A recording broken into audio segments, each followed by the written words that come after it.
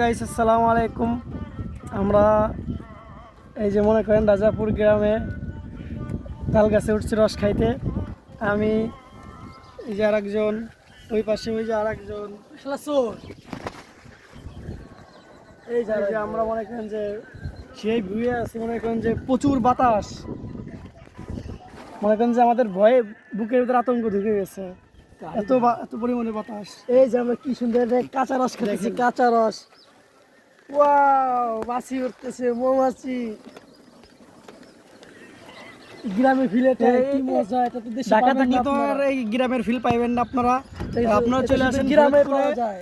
আমাদের এই ফরিদপুরে রস খেতে চলে আসেন, হ্যাঁ, বলমারি থানায় চলে আসেন এই তালের রস খেতে। তাহলে আসবেন সবাই, ইনশাআল্লাহ চলে আসবেন ইনশাআল্লাহ।